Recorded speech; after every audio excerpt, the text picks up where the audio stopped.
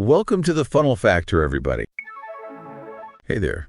Ready for a deep dive? We're looking at GPTs today, and not just what they are, but how to actually build them and, maybe even make some money from them. Right. It's exciting stuff. We're going to dig into this workshop from Cindy. She really breaks down how to create and monetize these AI-powered tools. Okay, so I think before we get too far, let's make sure we're all clear. What exactly are these GPTs, and why is there a whole marketplace for them? So a GPT, or Generative Pre-trained Transformer, is basically like a mini program. It's designed to perform very specific tasks, within a larger platform. Think of it almost like a mini app. Like it automates things or maybe creates content, like writing social media posts or maybe some marketing copy, even coding some simple tasks. Okay. And then the marketplace is where, people like you and me can buy and sell these GPTs. Almost like an app store, but for AI tools. Oh, wow, that's interesting. I didn't know there was a whole economy built around these AI things. So you could potentially build like a side hustle, right? Yeah. By creating and selling these GPTs. Oh, for sure. But Cindy really emphasizes in our workshop, it's not just about throwing code together. You really have to understand, the market and find problems that people are struggling with. And then you create GPTs that offer solutions to those. Okay, so finding a need and filling it. And she mentions that Matt's training and prompts are important for this. Why are those so crucial? So Matt, is pretty well known in GPT development, and his prompts are specifically made to guide the AI toward building these marketable GPTs. They go beyond just basic functions and really help you focus on user needs and pain points, right? Almost like a blueprint for building a GPT that's actually going to be successful. Okay, got it. Now, I understand that Cindy actually creates a GPT, live in her workshop. What's that process like? It's pretty cool, actually. She starts off by brainstorming names, and she actually uses AI to generate some catchy options, and then she uses Matt's prompts and the research she's done to outline the content for the GPT, writes emails for the sales funnel. It all comes together, live right there in the workshop. Oh, wow. So she's basically showing that you don't have to be a coding expert to create these things. Yeah, exactly. One of the things that really stood out to me was how accessible she makes this process. She really emphasizes that anyone can learn to build these tools as long as they have the right guidance. It's not just about technical skills. It's also about creativity. It's about problem solving and, a little bit of entrepreneurial spirit. That's really cool. So let's say you've created a GPT that you think is great. People are going to love it. What happens next? How do you actually get it out there? That's where the marketplace comes in. It's a platform specifically for creators to list their GPTs for sale. And Cindy actually walks through that entire process. You know how to write descriptions, how to set prices, all that logistical stuff to actually get your GPT in front of potential buyers. Wow. So there's a whole infrastructure set up for this. Yeah. I'm kind of rethinking, AI. It's not just something that big companies are doing. It's something that we can all be a part of. That's what's really fascinating about it. It's almost like it's democratizing this technology. Right. It's allowing anyone to build and share solutions and even, potentially create a whole new income stream. I'm curious what stood out to you about this whole marketplace thing. I think, honestly, I was just surprised by how, tangible it all felt. Yeah. I knew AI was being used for tons of stuff, but the idea of creating and selling, your own AI-powered tool, it feels like, I don't know, a whole new world is opening up. I think that's a really common reaction because it's one thing to, just use AI, right, but to actually realize you can build with it, right, and actually contribute to this, evolving landscape. That's a whole other level. Yeah, and I'm intrigued by the potential for sure. So what kinds of GPTs are people actually creating and selling? Are there certain types that are more popular than others or, more profitable? That's a great question. Let's get into the specifics of this GPT marketplace and see what's really hot right now. Welcome back. So let's dive into that GPT marketplace and see what kind of GPTs are really making waves. Okay, so we know there's this whole marketplace where people are buying and selling these AI tools, right?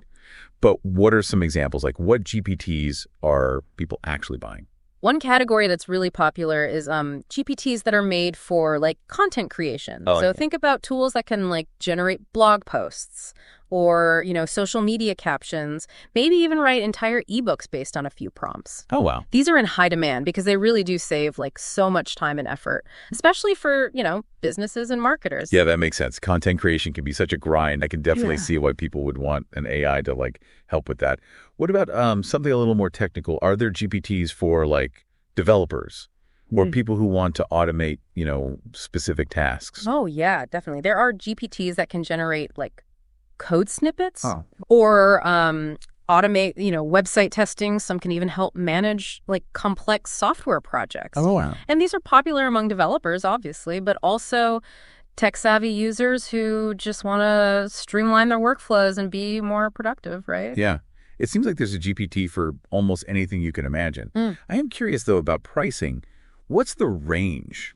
How much do these GPTs cost? It really depends, to be honest. It depends on, the complexity of the GPT, you know? How much functionality it has, and then also just the perceived value that it's offering, right? Okay. So you might see some, basic GPTs that sell for as low as, $10 or $20, but then others with, more advanced features or specialized capabilities, those could go for hundreds, even thousands of dollars sometimes. Wow. So there really is potential to earn some serious money from this. But with so many GPTs out there, how do you make sure yours stands out? How do you actually get people to buy it? That's where, Cindy's advice on marketing and differentiation comes in. Yeah. She really stresses how important it is to define your target audience. Be really clear about who you're trying to reach, and then highlight, the unique benefits of your GPT, and then just present it in a way that's visually appealing and easy to understand. Makes sense. She mentioned using a tool called Ideogram to create visuals. Is that specifically for GPT marketing? Not necessarily, but it's a great tool for creating eye-catching graphics. You can do mock-ups, logos, that sort of thing. And Cindy shows how to use it to actually design, visuals for GPT sales pages, social media posts, even the GPT's icon. It just makes it look more professional and appealing to potential buyers. Yeah, that's smart. People are definitely drawn to visuals, especially when there's so much to choose from, right? But beyond the visuals, what are some of the things that make a GPT successful in the marketplace?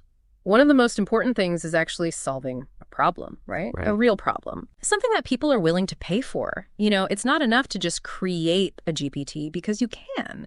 It really has to offer a solution, something tangible that saves people time, money, effort, or all of the above. So you're saying it all goes back to understanding, market needs, finding those pain points that people are actually trying to solve.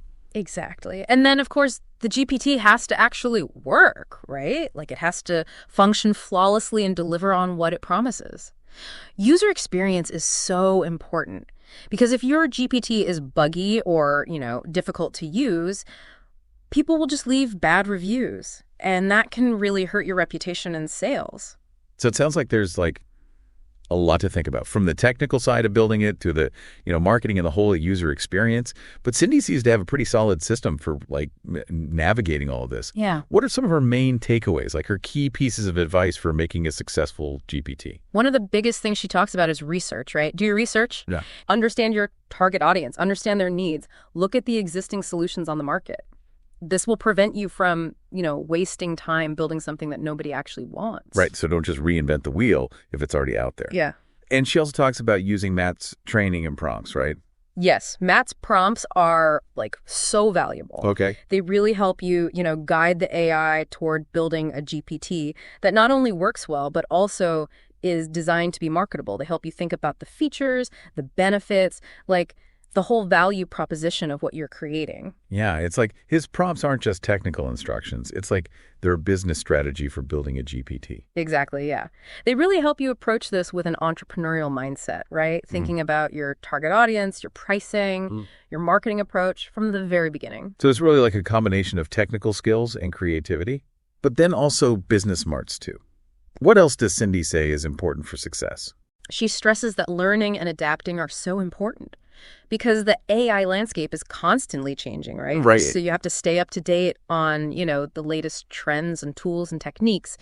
She wants creators to be lifelong learners, to constantly be experimenting and refining their skills to stay ahead of the curve. Okay, so always be learning. Keep up with the trends. So we've talked about identifying market needs, using good prompts, prioritizing user experience.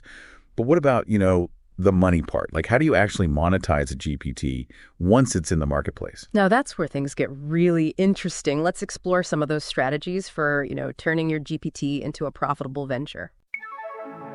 All right, so welcome back to this deep dive on GPTs. We've talked about, what they are, this whole marketplace where they're being bought and sold. But now let's get to the part I'm sure everyone's really interested in, how to make some money from these things. Exactly. It's one thing to create a GPT. It's another thing to actually, turn it into something that makes money. So what are some strategies? Like, what does Cindy recommend for monetizing a GPT? One common way is to, just set a price, like a one-time purchase price. And this works well for, tools that are very specific. Like they offer one solution, one function. Yeah. Maybe it's for generating, a certain type of content or automating a specific task. So kind of like buying software. You pay once and you have it. Yeah, exactly. And people like that, they prefer that simple transaction. They don't want to be locked into like subscriptions or anything. Right. Makes sense.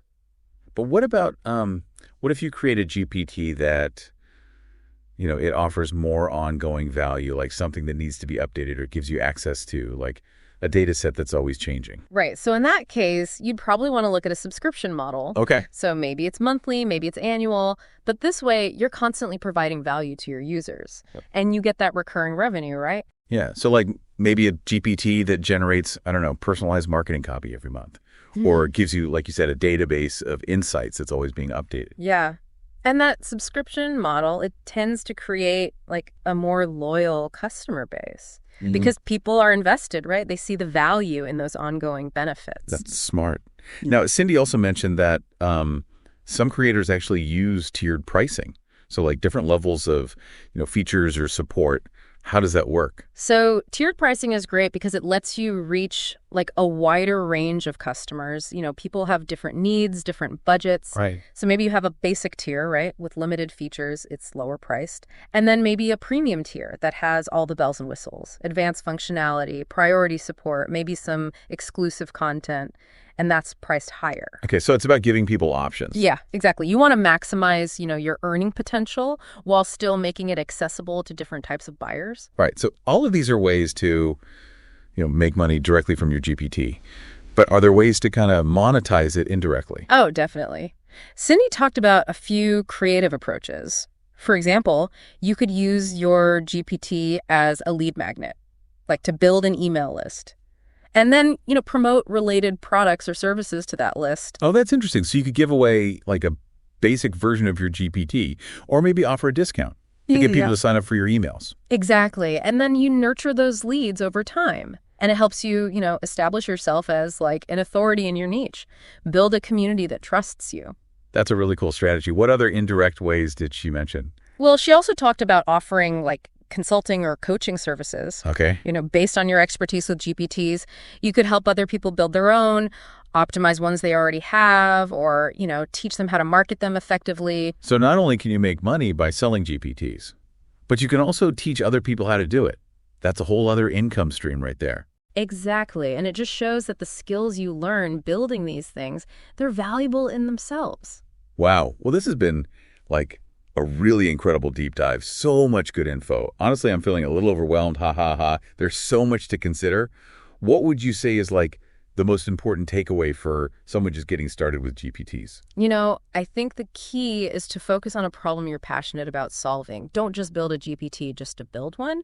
Find something that people need, that they're struggling with, and build a solution that actually helps them. And remember those prompts from Matt's training. They're really important for guiding the AI to build a GPT that people will actually pay for. It really does feel like there's like unlimited potential with these GPTs. I mean, this has been an eye-opening conversation for sure. And that's what's so exciting. It's a whole new world and anyone can be a part of it. You just need that, mix of creativity, technical skills, and business sense. Absolutely. Well, thanks for joining us on this deep dive into GPTs. It's time to get out there, explore, and see what you can create. Until next time, keep learning, keep creating, and let's see what's possible with AI.